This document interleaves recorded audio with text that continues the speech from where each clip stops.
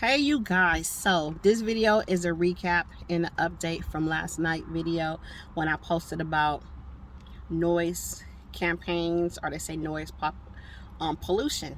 So after making that video, I always get comments, and I like to share with you the comments if you can't read it, because sometimes when you click on a comment box, it don't allow you to read it, which is dumb. So one thing I like to bring up is that someone posted, Miss Lauren Ralph posted a comment in regards to how to cancel out noise, which I think this is something that's convenient and is beneficial by buying the noise cancellation headphones. Great idea. With this, you can listen to your own auto, and it cancel out any noise that is not connected to what you are listening to. For an example, if you're listening to music, then any noise around it will cancel that information out. Okay. What else?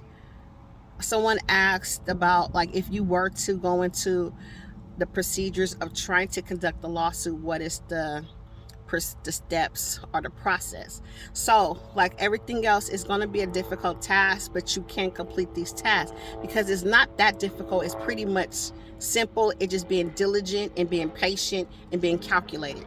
So if you are hearing noise from your upstairs neighbors, the noise can consist of playing loud music, jumping on the ceiling at a certain time constantly or continuously recorded.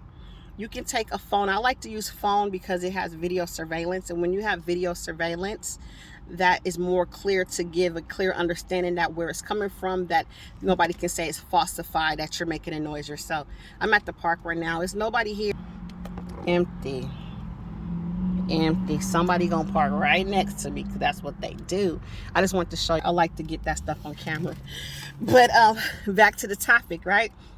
Because the reason why you need to obtain this type of information, because when you go to court, the first thing they want to do, what they want to find out, who is making the nuisance, and do you have proof that they are doing this? So if John upstairs is jumping on the roof or playing loud music at 10 p.m. and John doesn't stop to 3 a.m., you have to record that and make sure it's clear that it's coming from John.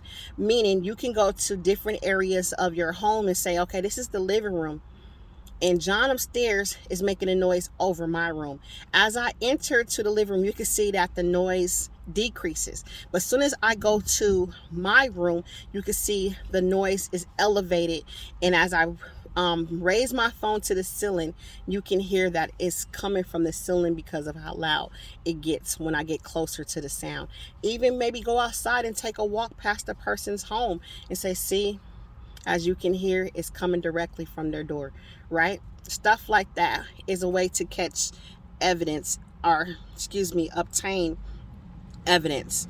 And the reason why you need it is because you need to prove that this is causing some type of harm for you. It's emotional distress, because you need to go to the court and say, I'm suing for emotional distress because it is causing health conditions.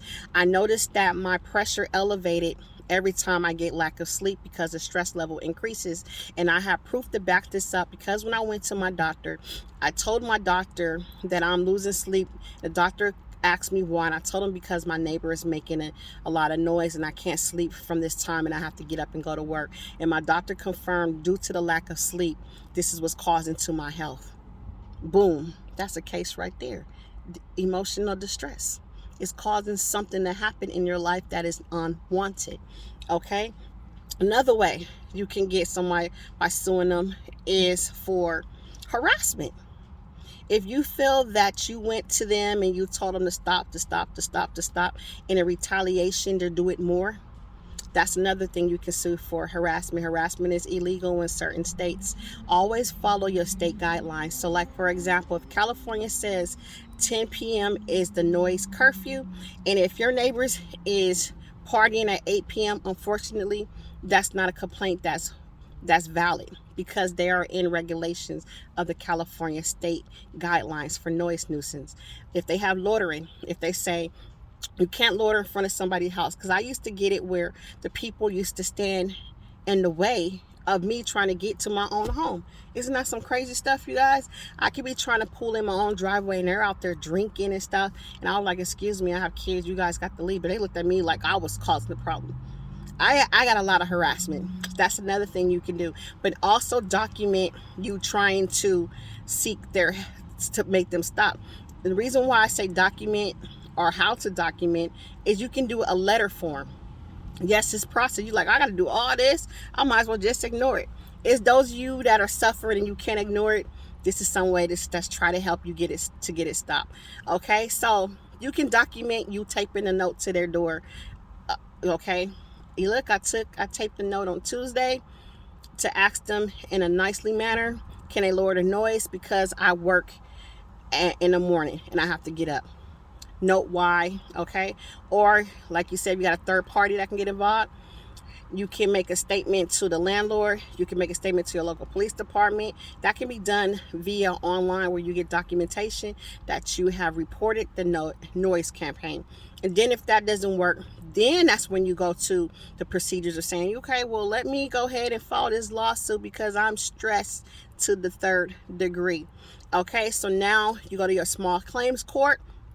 It costs like $25 to file these papers. 9 out of 10, when you file these documents, they get sent to the person's home. You have to have someone hand it to them because it has to be factual that they received these documents, that they have a court order. So you have to get a certified mail-in order, or you have to have someone actually hand it to them as a, proceeding as a witness and saying, I gave you these papers. Once these people get these documents 9 out of 10, they'll stop because they know you're not playing. I had that happen to me. Someone got a court order, didn't show up for court. But remember, this takes away from your time as well if you have to work, because a lot of this is during business hours. So remember that too. If you're ready for this, if you don't have time off for work, this might not be the route you want to go. What else? If I forgot anything else, let me know. But that's how I know how I handle things and how I was able to get that far. Because I had a landlord, y'all, that was harassing me. This lady would just show up when she felt like it. I can be at work and see her on my camera just walking around my home, walking in the backyard.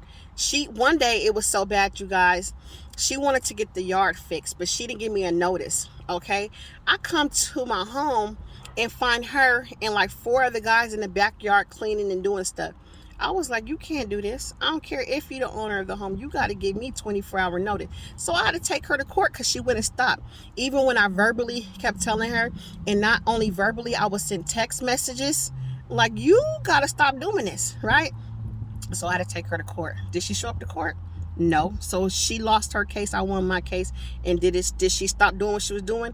Yes. Because, you know what I mean? They'll be like, dang, she not playing. No, I'm not playing. I know the law. Sometimes it takes that route. Was it stressful? It wasn't stressful. It just took a lot of patience because I had to go file the paperwork. Then you got to wait for a court date. Sometimes the court date changed, so you got to get pushed back an extra week. But once they got those documents mailed to her, she was like, did you? Yes, I did, because I tried to talk to you more than once. Then her husband tried to get involved. And I said, if you don't know what she's doing, let me show you the text message. And he was like, oh. And he apologized like, oh, I didn't know she was doing that. Yeah, you didn't know. She's crazy. Okay? So there it is there. You can win. Stop putting in your head, I'm a TI. I can't win. That's false information. Look, y'all. I've been a target for about 10 years now. I done been through everything in the book. I done been through things where it's called lighting, where they flash the high beams on you while you're driving down the street. I can't even see. Well, I had to stop while I'm driving because they held the lights there. Like, it'd be like this big old pickup truck that sits higher than mine, and they come close in my lane so that the light is directly in my face. And I'm like, what can I do? Just wait there. Sometimes I blow my horn, whatever. It is what it is. I done had them flashlights in my home, y'all. I could be sitting there watching TV, and then they'll flash the lights in my house, like driving my driveway and put the bright lights on directly in my window. I'll be like, really? And by the time you get up, the car already pulled off. I done have them drive by the window and they flash the lights through the window. I don't know if it's like a police car or it's fake security or somebody just had one of those bright lights in their car. And of course, when you get up, you can only see the back of the car, so you can't really tell who it was. I don't have the honking of the horn. I don't have the neighbor playing loud music at like 2 a.m. in the morning. And I'll just be like, if I can hear it, that neighbor can hear it, that neighbor can hear it, that neighbor can hear it. You're not only harassing me, you're harassing the whole neighborhood. So if I don't complain, somebody else might complain. Bingo. So it's stuff like that. You got to just roll it off your shoulders and not let it stress you out. What else I done had happen? The helicopters, y'all, would just hover around the house. So I start recording it. It seemed like as soon as you pull your phone away, they like, oh, let's go ahead and go. I done had helicopters follow me from city to city. I done had ambulance follow me from one county to a whole different area code, zip code. They drove behind me for like 45 minutes. So everything you done been through, I've been through, and you see how I'm still kicking and laughing about it. I wasn't laughing when it first was happening because I know what was going on. But when I start listening to your advice and just speaking up about it, knowing like the world is crazy. We all going through this. What can you do? You just shake it off and live your life. I still get out. I still advocate for those that need advocating for. I still try to live my regular life. I still work. Some days it's stressful. I don't know if you guys deal with this. Some days are harder than more, where you just be like emotionally drained, where you be like, I can't. I'm just mad at the world. Okay. What else happened to me, you guys? You name it. Everything that you guys name, except for the V2K, the voice to school stuff, everything done happened to me. The following, the talking about me, the scandals, the people staring, the family members against you and you did nothing to them, losing friends, losing family members, slashing of the tires. How about this one? You come out, your battery top is pulled off. Have you guys had that happen to me like multiple times? You come out and it's like they unscrewed the battery wire that connects from your car to that, so you don't know what's going on. You like trying to jump the car, it's not working. You trying to turn it on, it's not working. Then you accidentally just push the battery socket thing down the wire, and voila, the car starts. So you start realizing, oh, so that's your new trick. Stuff like that happened to me. What else? I done had them rip the sockets out my car. I done had them open my mail stolen, packages stolen, dog walking, name calling, kids yelling stuff, the kids watching you. They use the kids a lot because it's hard to like for you to handle kids. So they use the kids a lot. So you probably wondering like, why they use the kids? Because you an adult say anything to a kid, the kid is automatically gonna win, no matter what the kid is doing. So they use kids a lot in my targeting, and that's so sad.